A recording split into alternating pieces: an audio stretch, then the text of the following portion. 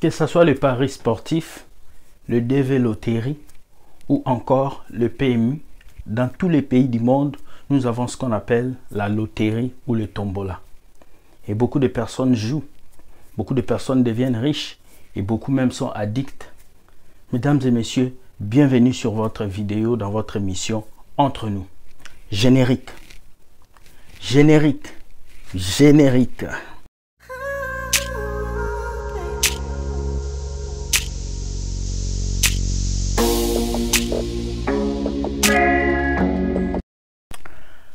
Lorsque Dieu parle de jeux d'hasard dans la Bible, Dieu ne condamne pas spécifiquement forcément les jeux d'hasard, mais Dieu condamne l'addiction qu'il y a dans les jeux d'hasard. Parce que quelqu'un qui joue au loto, qu'il n'a pas gagné, il va vouloir rejouer. Après, il va jouer, il va jouer, il va jouer encore. Et cela va devenir une addiction. Et il ne pourra plus contrôler son argent ou contrôler les choses. Voilà pourquoi vous voyez dans des familles, il y a un père qui joue beaucoup au tombola, jusqu'au point où il ne peut plus payer son loyer, il ne peut plus prendre soin de ses enfants. Il y en a qui jouent le tombola pendant 18 ans, 17 ans, ils n'ont rien gagné, mais ils continuent. Si tu calcules tout cet argent que tu as mis dans le tombola, si tu avais investi ça dans un business, tu allais avoir plus de choses à faire que jouer au tombola. Mesdames et messieurs, est-ce qu'un chrétien peut-il jouer au jeu d'hasard? Voici une première vidéo. Suivez cette vidéo et nous revenons juste après.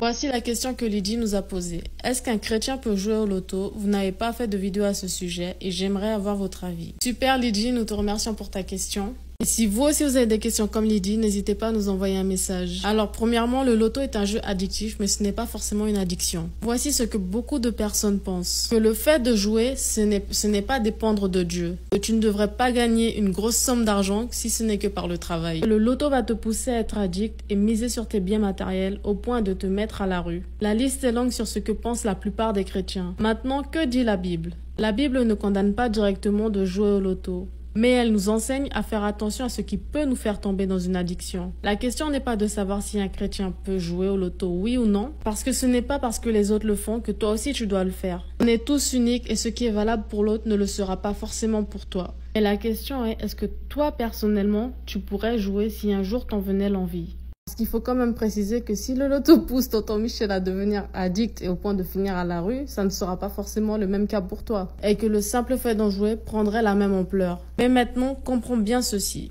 Jouer au loto n'est pas une addiction. Le loto est addictif et c'est important d'être au contrôle de ta consommation. Parce que Dieu nous a libérés de nos chaînes et il ne faudrait pas s'en rajouter. Au lieu de dire que oui, tu peux jouer ou non, tu ne peux pas jouer, on appelle à la responsabilité sur ta consommation, mais surtout le plus important à ton témoignage intérieur. Et le résultat sera bien mieux comme ça. On ne veut pas que les chrétiens soient des moutons, mais on veut que les chrétiens réfléchissent. Merci des retours sur cette vidéo. Vous avez suivi ce que cette fille a dit. Elle a dit quoi? Elle a dit: Dieu n'a pas spécifiquement interdit le jeu d'hasard, mais le danger, c'est l'addiction qui se cache derrière le jeu d'hasard.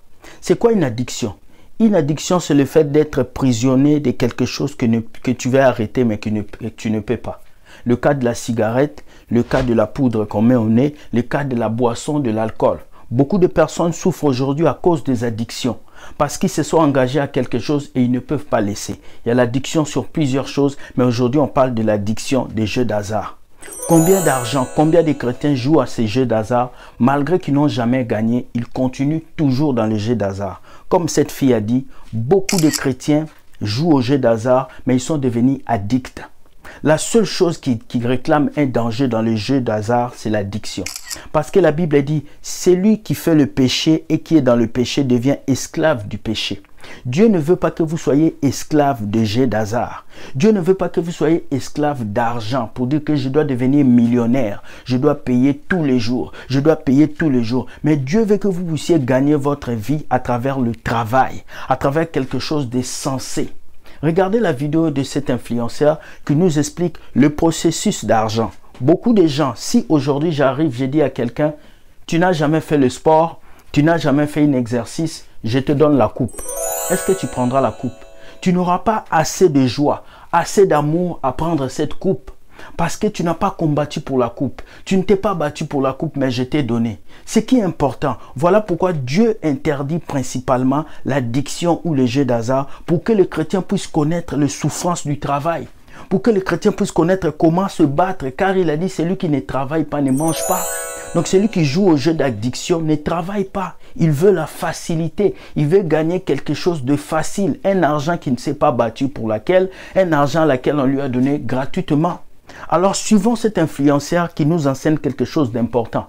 Malgré qu'il n'est pas chrétien, mais écoutez ce qu'il va dire. Deuxième vidéo, suivez.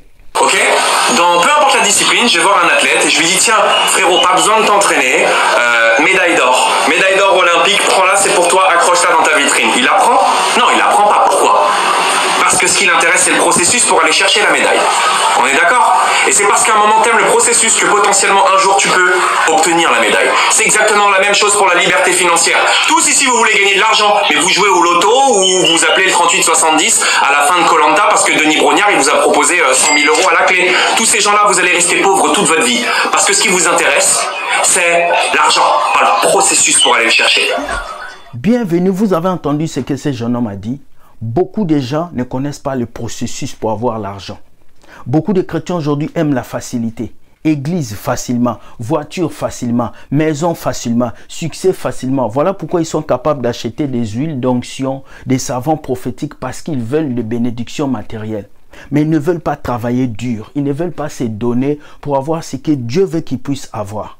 Alors c'est triste lorsque nous voyons que Dieu a interdit cette addiction des jeux d'hasard à cause aussi de la cupidité. Parce que le fait de vivre que pour l'argent va te détruire. Le fait de vivre que pour être riche va te détruire. Nous les chrétiens, nous ne devons pas avoir notre première idée d'être des millionnaires. Notre première idée doit être de vivre bien. Et vivre bien ne veut pas dire être immensement riche, mais de vivre avec ce que Dieu nous donne. S'il décide qu'on est riche, on est riche. S'il ne le décide pas, on ne peut pas détruire nos vies pour être riche. C'est de la cupidité. Nous allons suivre la troisième vidéo, toujours sur les jeux d'hasard, venant d'un pasteur qui nous dit ceci. Suivez. Non, ce n'est pas le bingo, ce n'est pas winner, pari foot, ce n'est pas ça.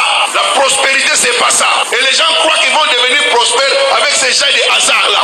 C'est un péché pour un enfant de jouer les jeux de hasard. Parce que Sabino, je peux vous démontrer cela. Si tu joues ces jeux-là, ils ne distribuent que le 20% de ce que vous avez donné comme argent. Et quand on te dit que tu vas recevoir 1 million, tu es content 1 million. Ah, tu sais comment eux ils ont reçu. Et depuis que tu as commencé, tu as déjà dépassé 1 million. Au Konyaga, avec beaucoup d'espoir. 2, 3, non. Il fallait 5 péndations, 5. Il faut que vous quittiez ce couloir-là et entrez dans le couloir de Dieu. Non. Bienvenue de retour sur cette chaîne. Vous avez écouté ce pasteur qui vous a parlé. Il a bien parlé. Les jeux d'hasard vont faire de vous des esclaves. Le jeu d'hasard, on va vous donner que le 20 $ de ce que vous avez joué. Si tu me suis, tu es chrétien. Tu es esclave des jeux d'hasard. Tu joues au PMU. Tu as même joué au DV Loterie. Tu as joué à toutes sortes de jeux d'hasard. Tu ne gagnes toujours pas. Regarde tout cet argent que tu as mis dans le jeu d'hasard. Regarde combien tu as mis et regarde combien tu as perdu. Il est temps pour toi de réfléchir. Car si tu ne contrôles pas ta consommation, c'est la consommation qui va te contrôler. Si tu ne contrôles pas ton argent, c'est l'argent qui va te contrôler. Voilà pourquoi on dit l'argent, c'est un bon serviteur, mais un mauvais maître. Alors si vous me suivez, vous jouez au jeu d'hasard, je vais vous dire, le jeu d'hasard est interdit aux chrétiens à cause des addictions. Parce que c'est le hasard. Et le hasard n'existe pas devant Dieu.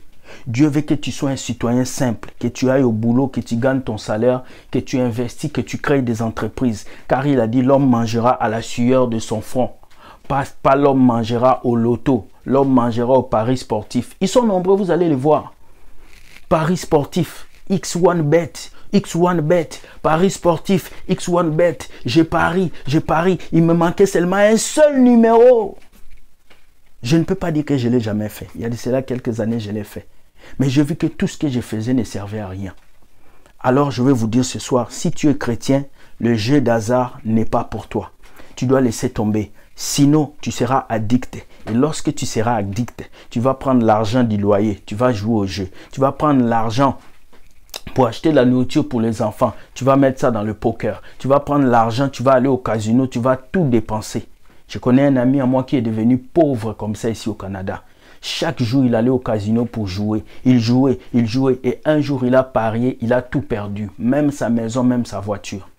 Alors, Dieu vous donne des opportunités d'aller de l'avant. C'est à vous de faire le choix. Avec ce verset qui dit, à tes résolutions répondra le succès. Ce sont nos décisions qui font de nous ce que nous devenons. Alors, lorsque nous échouons, ne blâmons pas les autres, mais restons focalisés sur Dieu et demandons-lui de nous ouvrir les yeux afin que nous puissions voir ce que Dieu a réservé pour nous. C'était votre mission entre nous. S'il te plaît, dis-moi ce que tu penses des jeux d'hasard. Est-ce que pour toi, un chrétien doit jouer au loto, au PMI, même au DV loterie? Est-ce qu'un chrétien doit jouer à ça ou non? Écris-moi par commentaire. Et si vous avez des questions, si vous voulez que je puisse parler d'autres sujets, envoyez-moi vos messages comme le frère qui m'a envoyé pour ces sujets. Envoyez-moi vos messages. Je serai très heureux de pouvoir vous répondre. Merci beaucoup. Soyez bénis. Que vous soyez d'accord ou pas, likez ou dislikez, mais envoyez-moi votre proposition par commentaire. Est-ce que vous êtes d'accord pour les jeux d'hasard ou pas? Bonne soirée. Je vous aime. On se voit demain pour une nouvelle vidéo. Bye bye.